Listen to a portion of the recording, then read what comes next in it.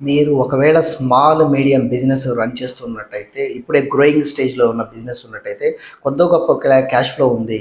అయినా గానీ, మీ యొక్క మార్కెటింగ్ మీరే చూసుకోవాలి, సేల్స్ మీరే చూసుకోవాలి, ఆపరేషన్స్ మీరే చూసుకోవాలి. లేపోతే ఎవరినన్నా రిక్రూట్ చేసుకోవటము, వాళ్ళకి ట్రైనింగ్ ఇవ్వటము, లేదంటే అకౌంట్స్ మేనేజ్ చేయటము, లేకపోతే మీ యొక్క బిజినెస్‌లో ఒక కాంపిటీషన్‌ని ఎలా అంచనా ఎయ్యాలి, కాంపిటీషన్‌కి తగ్గట్టుగా మార్పులు ఎలా చేయాలనే ఆలోచనలు, స్ట్రాటజీస్ అన్నీ మీరే చేస్తారు. దీంతో పాటు ఈ ప్రాసెస్‌లో మీరు పర్సనల్ లైఫ్‌లో మీరు పర్సనల్‌గా మీకు బాగా ఇష్టమైన పనులు, ఎప్పటినుంచో చేయాలనుకున్న హ్యాబిట్స్ మీద టైమ్ స్పెండ్ చేయలేరు. పర్సనల్ హెల్త్ మీద గానీ, లేకపోతే ఫ్యామిలీ లైఫ్ మీద గానీ ఎక్కువ టైమ్ స్పెండ్ చేయట్లేదు. ఇంత చేసి మనము మన ఫ్యామిలీ కోసం, మన కోసమే బిజినెస్ చేద్దాం అనుకుంటూ కూడా వాళ్ళకి దూరంగా ఉంటూ, మనం బిజినెస్‌కి డిస్కనెక్ట్ అవుతూ మనం ఏం చేస్తున్నాము అంటే, ఈ ప్రాసెస్‌ని ఇంప్రూవ్ చేయాల్సిన బాధ్యత మన మీద ఉంది.